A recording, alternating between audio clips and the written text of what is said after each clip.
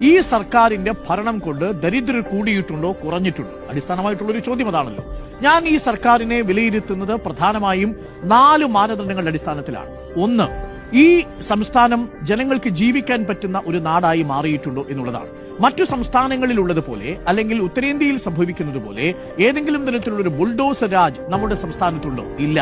ഏതെങ്കിലും തരത്തിലുള്ള സമുദായ സ്പർദ്ധയിൽ ഒരു ഏതെങ്കിലും ലഹളയോ കലഹമോ നമ്മുടെ നാട്ടിൽ ഉണ്ടായിട്ടുണ്ടോ? ഇല്ല.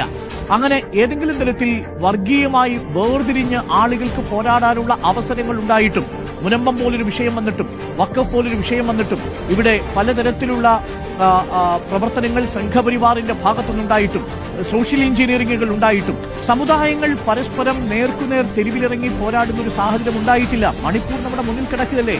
അത്തരം വിഷലിപ്തമായ ഒരു സാഹചര്യത്തിലൂടെയല്ല നമ്മുടെ സംസ്ഥാനം കടന്നുപോയത്.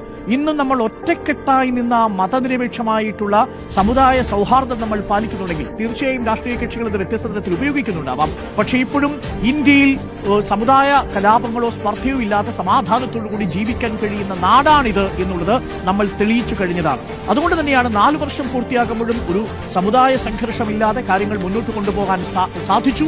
മതനിരപേക്ഷമായി തന്നെ നമുക്ക് മുന്നോട്ട് കൊണ്ടുപോകാൻ കഴിഞ്ഞു. അതും ഒട്ടേറെ വിഷയങ്ങൾ നമ്മുടെ മുന്നിൽ വന്നിട്ടും എന്നുള്ളതാണ് അതിലേറ്റവും പ്രധാനപ്പെട്ട കാര്യം.